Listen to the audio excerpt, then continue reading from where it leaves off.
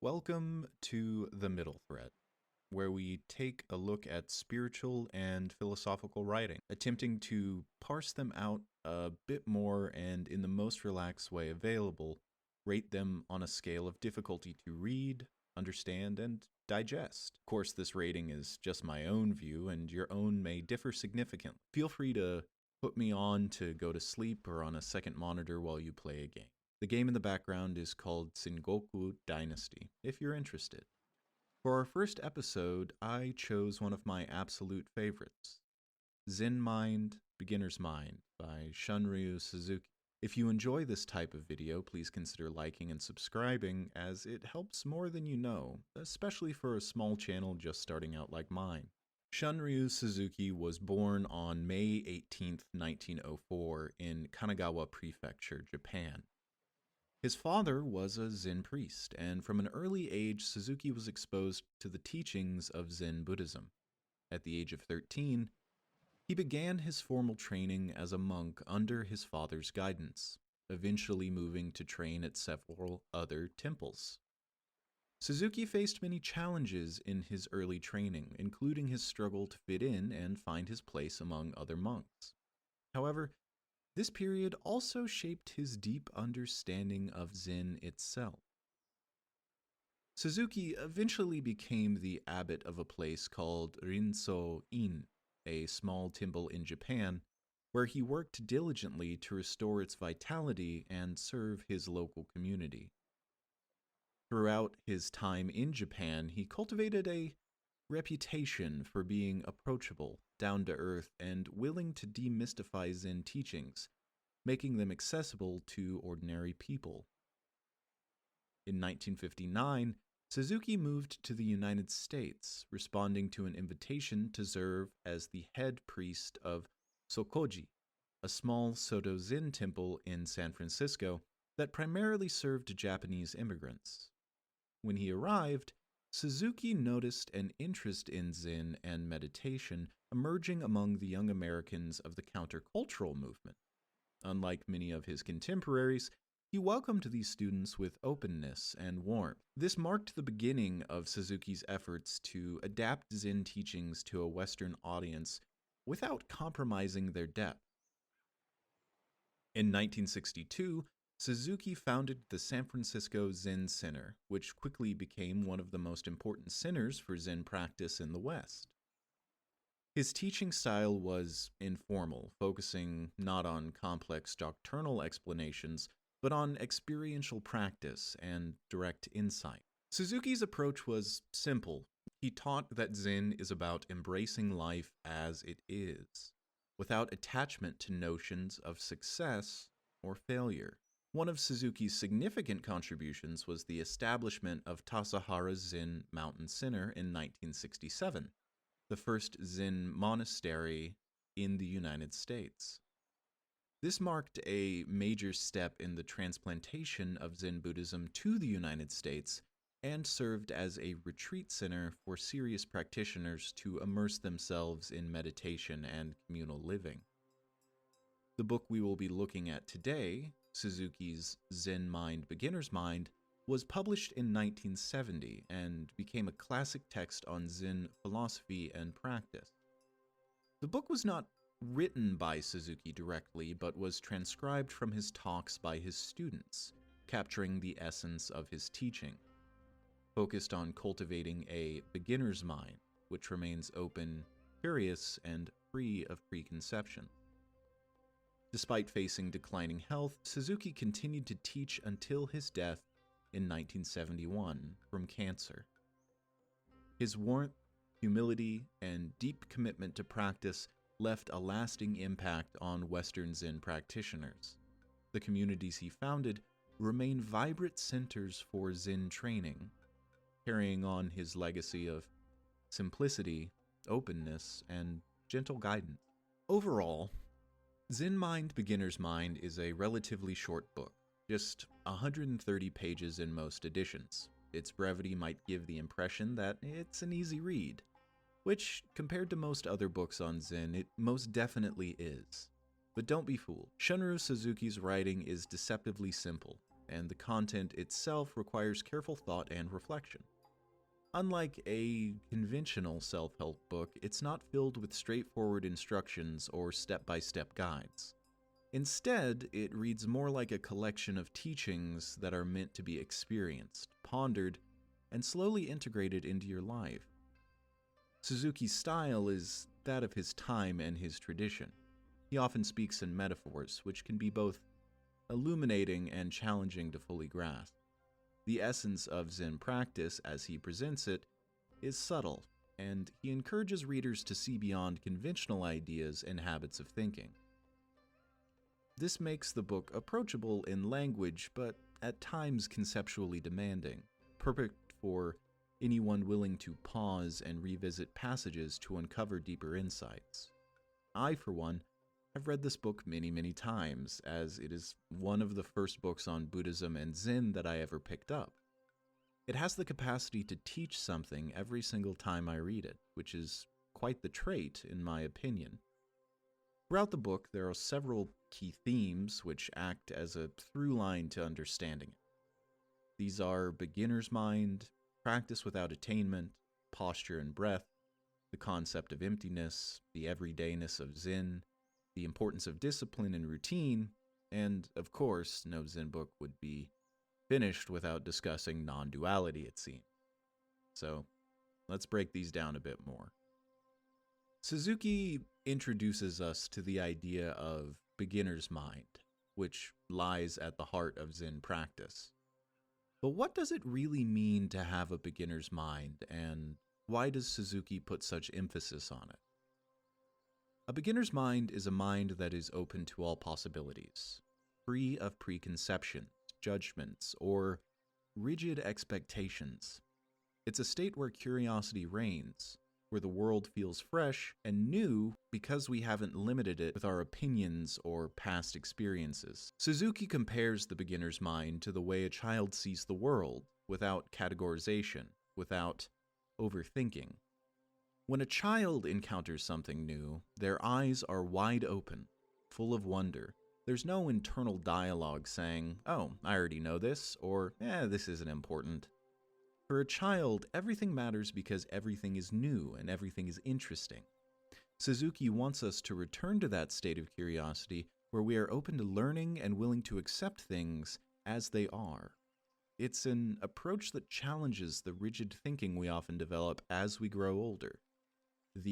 I am very experienced in this particular thing, therefore I will always consider all options sort of mentality. One of Suzuki's most famous lines is, "In the beginner's mind, there are many possibilities. In the expert's mind, there are few." This highlights a paradox that is often encountered on the Zen path. The more we practice, the more we might believe we have figured it all out. But according to Suzuki, true Zen practice always circles back to embracing the beginner's openness.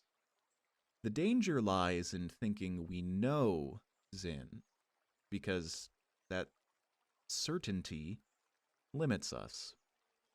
It makes us rigid and closes off the opportunity for deeper understanding.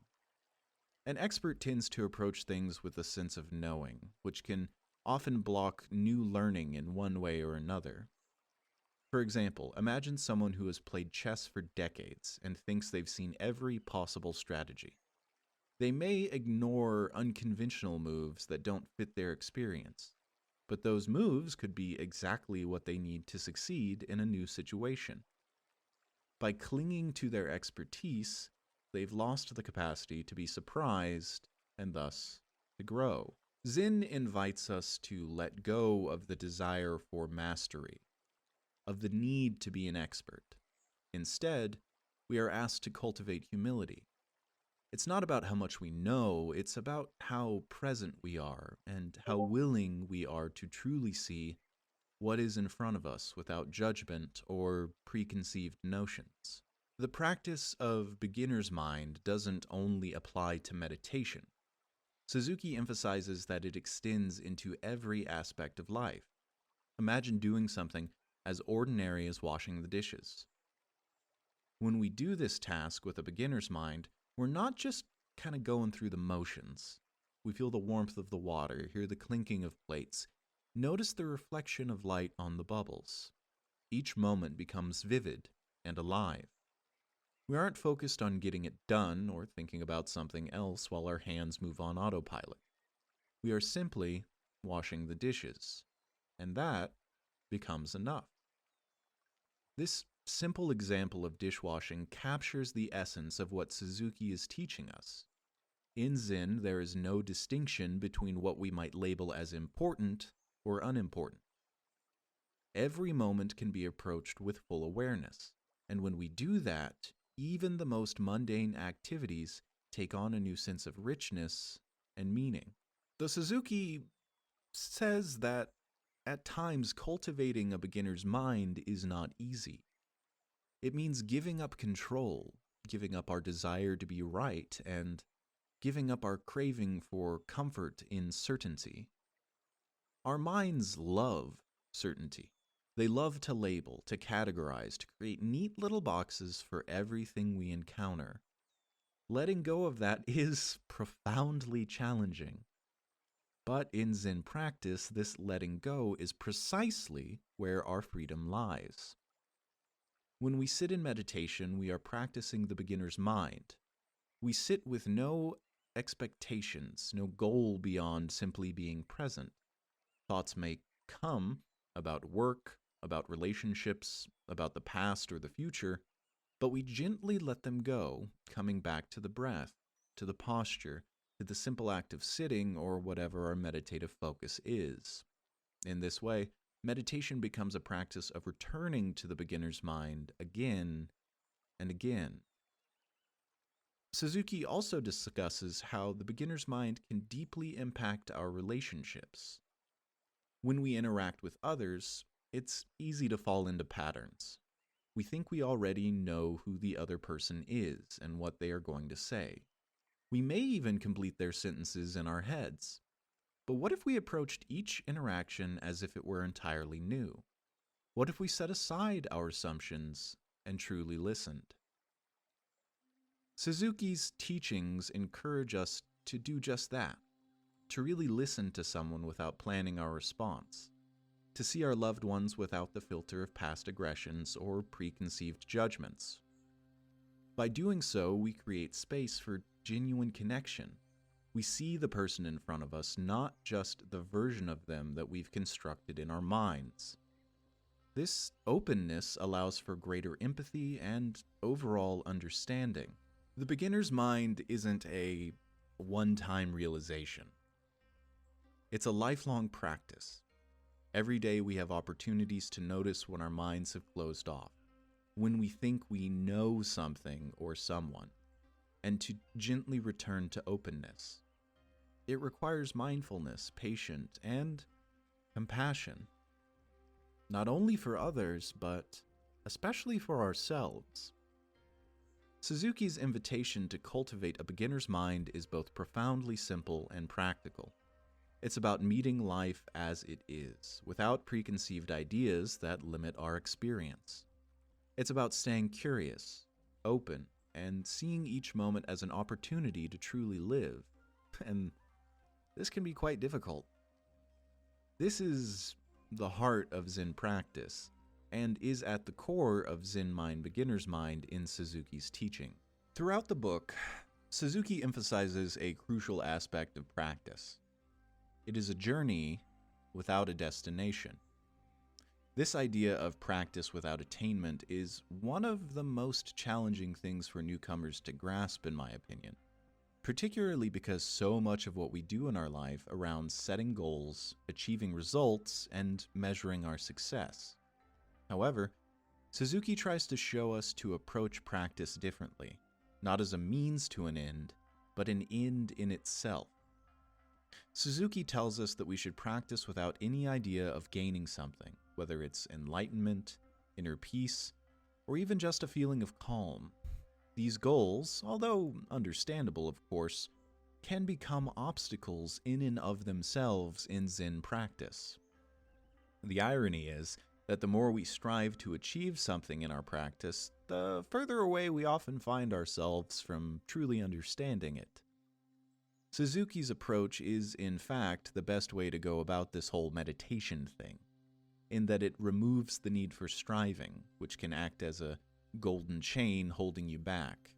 It's about simply sitting, breathing, and being. Nothing more. Particularly in our modern life, we are conditioned to be goal-oriented. We set targets at work, have personal aspirations, and measure our worth a lot of the time on what we achieve. This mindset is ingrained, and it's one of the reasons why Zen can seem so foreign to us. When people first come to meditation, they often think, I will meditate to reduce stress, or I will practice to become awakened. But Suzuki warns us that these very thoughts can become truly impassable obstacles. In practice, if we are focused on gaining something, be it insight, serenity, progress, or some particular meditative state, we are not truly present. Our mind is fixated on the future, on the result we hope to achieve, rather than the moments we are actually in. Suzuki suggests that true Zen practice is about letting go of these ambitions. We sit not to become better, wiser, or more peaceful, but simply to sit. When we sit without trying to achieve anything, we can finally experience what it means to be truly present, without judgment or expectation. And in this way, all of those things that we set out to achieve can then be gained, in one way or another. It's a confusing practice at times. Suzuki often reminds his students that ordinary mind is the way. This means that there is nothing inherently special or extraordinary about Zen practice. Enlightenment isn't something far off or unattainable. It's not reserved for monks sitting on mountaintops. It's available to all of us, right here and right now. The practice without attainment is a way of reconnecting with our ordinary mind, a mind that is content just to be. This can be a difficult concept to accept, especially for those who are used to searching for something deeper, something more profound. But Suzuki's teaching is clear, I think. When we let go of the need for something beyond this moment, we can fully appreciate the moment itself. In other words, the so-called ordinary mind is itself a reflection of true reality. When we drop all the layers of expectation and desire, there it is. One of the beautiful aspects of Suzuki's teaching in the book is the paradoxes that it contains. He tells us that we should not practice to attain anything, yet through this approach we often experience the deepest transformations. When we let go of our striving, we make space for authentic change. By releasing our grip on what we think we need to achieve, we open ourselves up to the possibility of simply being. And in that simplicity, insights can arise. This is why Zen is sometimes described as a practice of nothing special. It's a way of meeting each moment with a sense of completeness, as if nothing is missing, because in truth, nothing is. There is nowhere to go, there is nothing to attain, and there's nothing to lose. By embracing this paradox, practitioners can find an unexpected depth of peace and contentment that is not based on the external circumstances or achievements. Suzuki also clearly discusses Zazen at length. Zazen, or Zen meditation, is a concept put into action. When we sit, we simply sit. There is no goal, no special state we're trying to reach. If thoughts come, we let them go.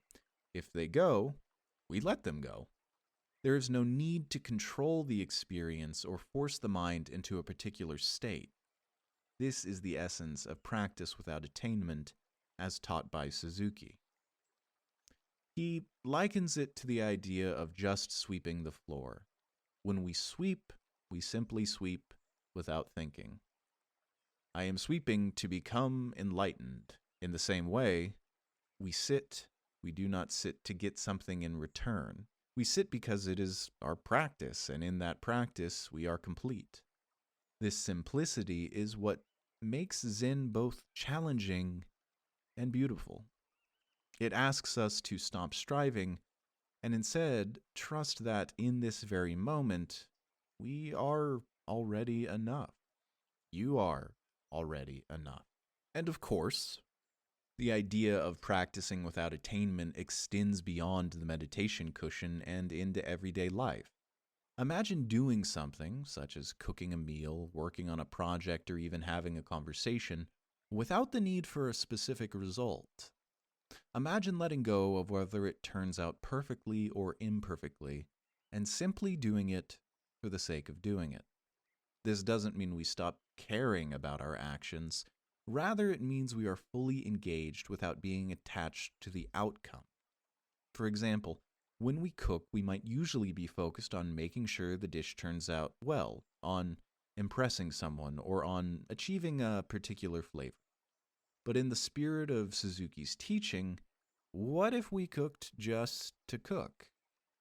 What if we focused on the act itself, the chopping of vegetables, the sound of the knife on the cutting board, the smell of the ingredients, without being overly concerned with how it will turn out?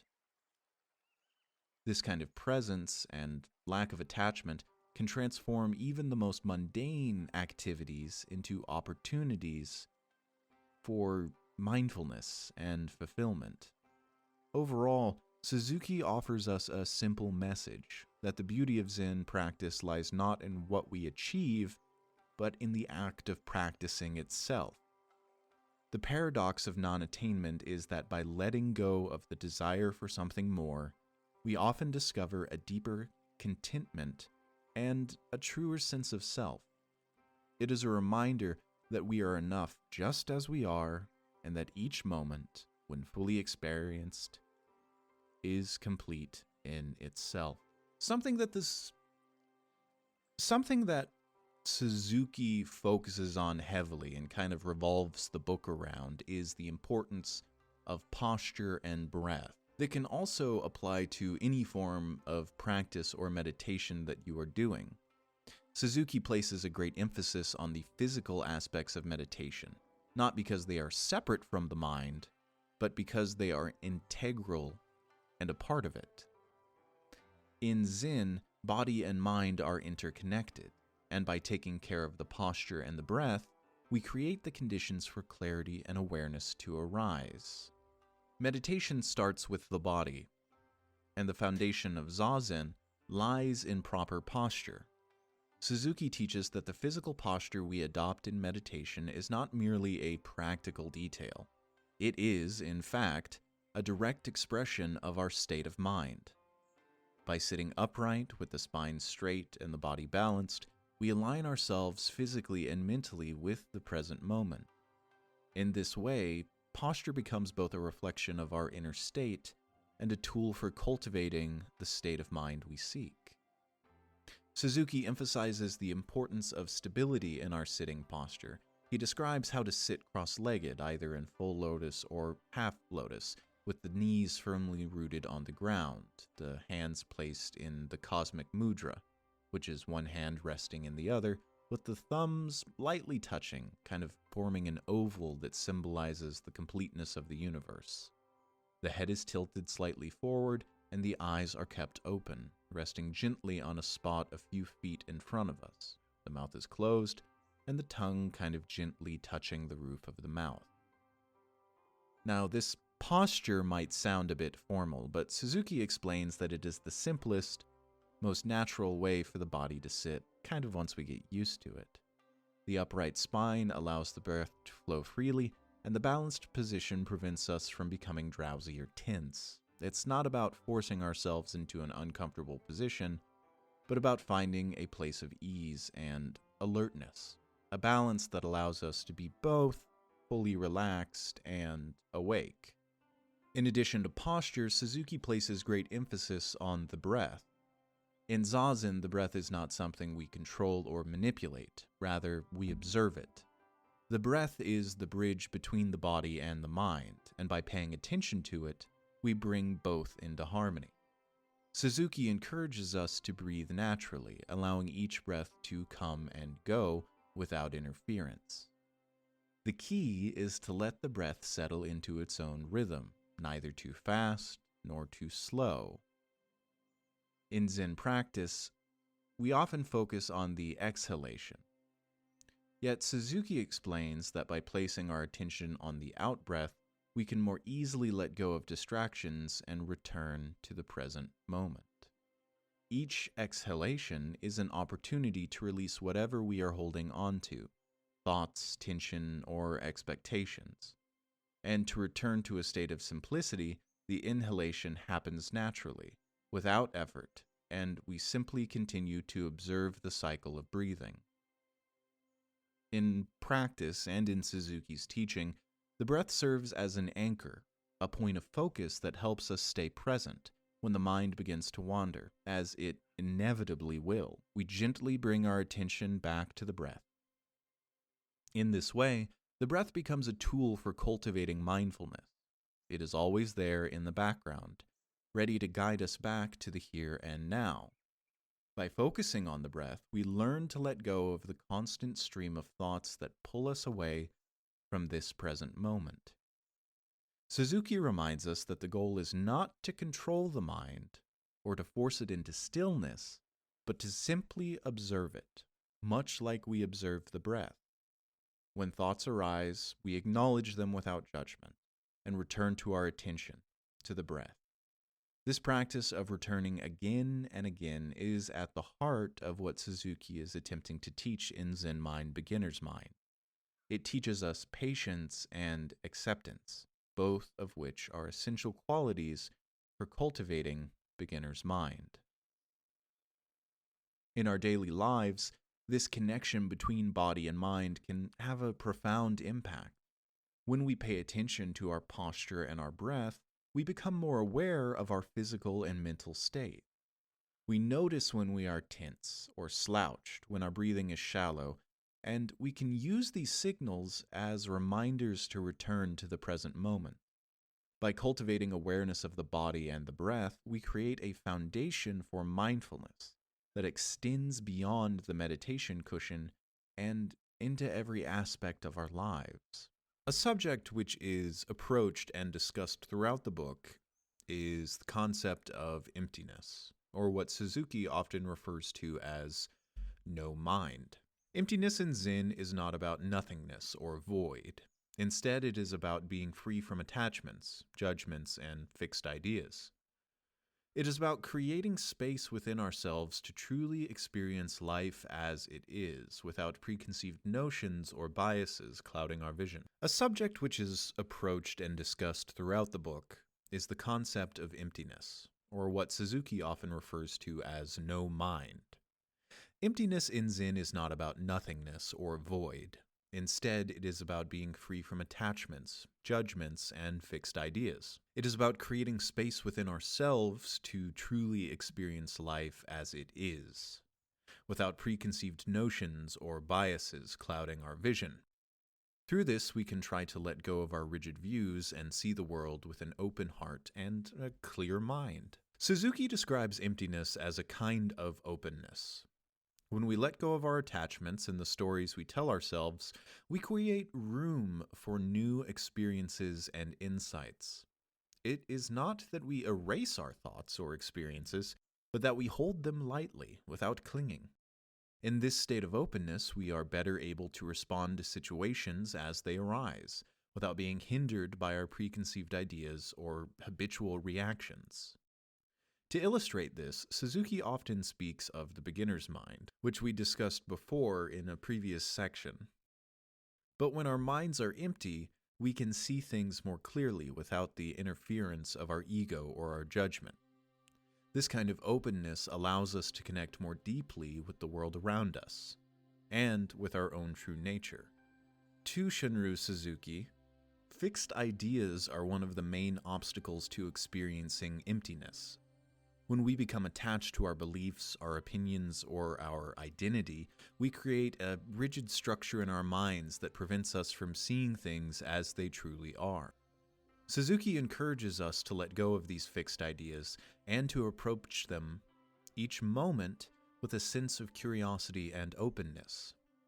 This does not mean that we abandon our values or our knowledge, but that we remain flexible and willing to adapt as new information and experiences come our ways.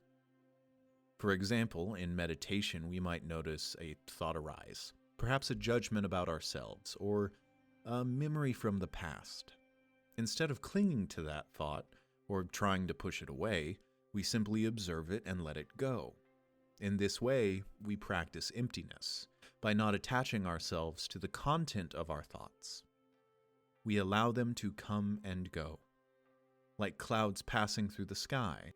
This practice helps us cultivate a mind that is open and spacious, rather than cluttered and confined by our preconditioned, rigid beliefs.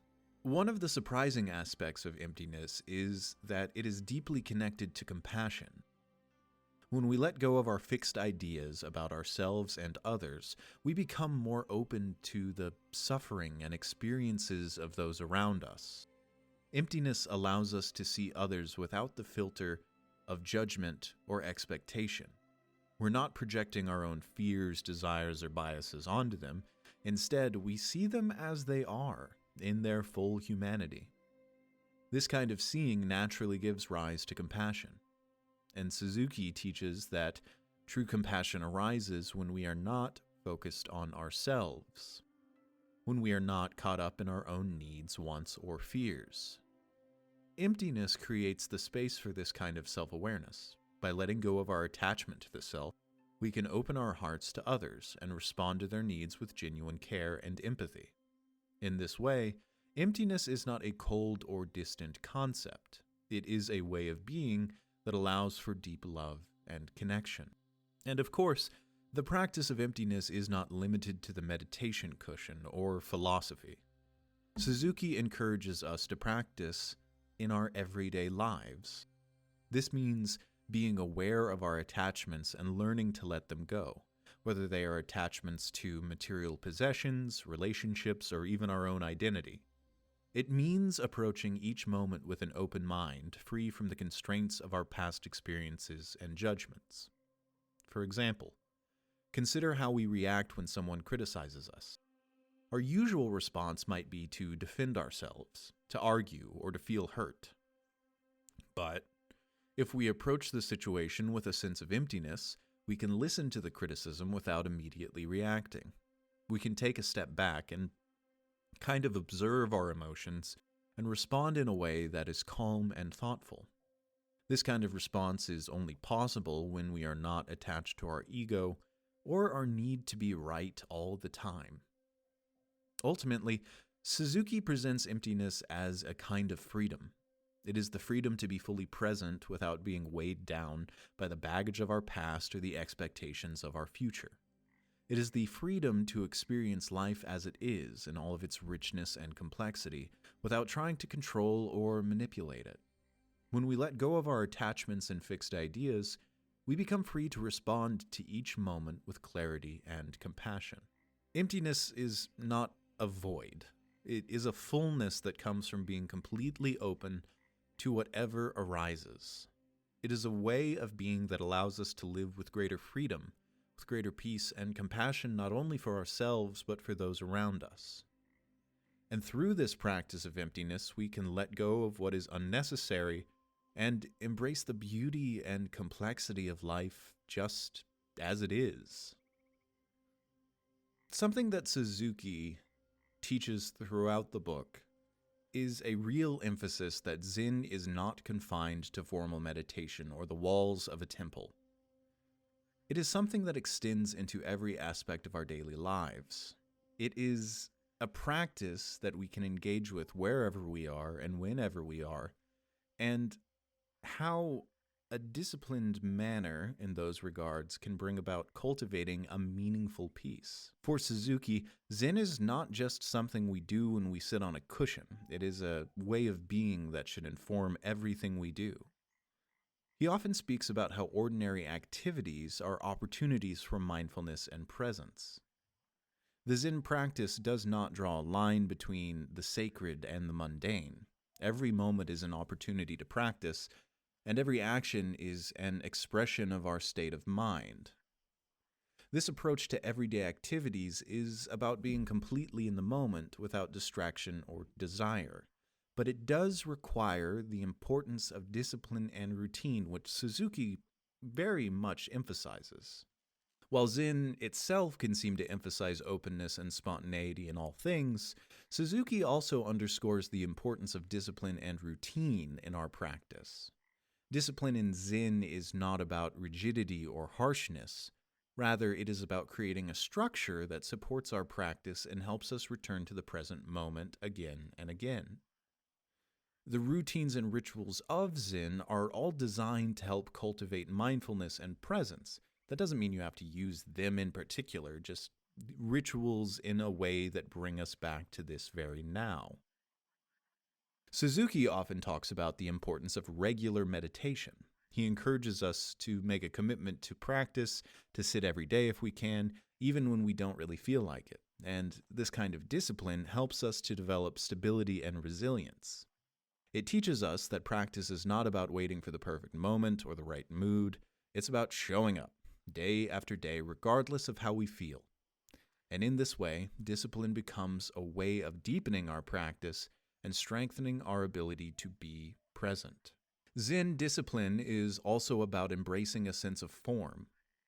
In a Zen monastery, there are many formal practices: how to walk, how to sit, how to eat. These forms are not meant to be restrictive, rather, they are ways of bringing about mindfulness and presence into our everyday aspects of life. Following these forms, we learn to let go of our preferences and our need to do things our way. We surrender in one way to another to the discipline and the practice, and in doing so can discover a deeper sense of freedom. In a way, this is a true paradox within Zen and the way Suzuki presents it. You find freedom through the discipline. By embracing a certain structure, we actually find greater freedom. When we commit to a routine or a form, we are no longer caught up in the endless cycle of likes and dislikes, of wanting this and rejecting that. We learn to accept things as they are, to be fully present with whatever arises within our being, without trying to change it or make it fit our preferences in that very moment. It is an acceptance, which is a form of freedom. Freedom from the constant push and pull of our desires, freedom from the restless mind that always wants something different or something better. Suzuki emphasizes that the true Zen practice is not about achieving some special state or having a particular kind of experience. It is about being fully present with whatever is happening, whether it is pleasant or unpleasant, exciting or boring. In any of this, discipline helps us cultivate this kind of presence. It gives stability and the structure we need to face each moment with openness and equanimity. And of course, no Zen book would be complete unless someone brought up non-duality. And of course, Shunryu Suzuki does present the concept of non-duality as a key element of his and Zen in general's practice. Non-duality refers to the understanding that the distinctions we make between self and other, good and bad, subject and object, are ultimately constructs of the mind. In reality, everything is interconnected, and there is no separation between ourselves and the world around us. Suzuki invites us to see beyond these dualities and to experience life in a way that is direct, immediate, and whole. One of the most common ways in which we experience the world is through duality. We see ourselves as separate from others. We distinguish between success and failure, happiness and sadness, right and wrong. These distinctions are useful in everyday life, but they can also limit our understanding of the true nature of reality. Suzuki teaches that the mind creates these distinctions, but they are not ultimately real. When we look deeply, we can begin to see that there is no fundamental separation between ourselves and the rest of the universe. For example, consider the relationship between the wave and the ocean. A wave may appear to be a separate entity, with its own distinction and form and movement, but it is never truly separate from the ocean. The wave is an expression of the ocean, and it cannot exist independently of it. In the same way, we are not separate from the world around us. We are expressions of it. When we see ourselves as separate, we create suffering because we are denying our true nature. Non-duality is about recognizing that we are not isolated individuals, but interconnected parts of a greater whole. And, of course, non-duality is not just an abstract concept. It is something we can experience directly through practice. In whatever practice we're doing, particularly our sitting meditation, you begin to see the interconnectedness of all things. I mean, you don't even have to practice meditation to really see that. But when we sit, we observe our thoughts and emotions, and we come to understand that they are not separate from us, nor are they entirely under our control. They arise and pass away, like clouds moving across the sky. We see that there is no fixed, unchanging self, just a continuous flow of experience. This understanding of non-duality can lead to a great sense of peace and acceptance. When we let go of the idea of a separate self, we no longer feel the need to protect or defend that self. We become more open to others, more compassionate, and more willing to see things from different perspectives. Non-duality in this way helps us to see that our well-being is intimately connected to the well-being of others, and that our actions have an impact on the world around us. Suzuki encourages us to bring this understanding of non-duality into our everyday lives. This means recognizing that the boundaries we create between ourselves and others are not as solid as they seem. It means seeing the interconnectedness of all beings and understanding that our actions, no matter how small, have an impact on the whole. When we act with this awareness, we naturally become more compassionate and more mindful of how we treat others and the environment.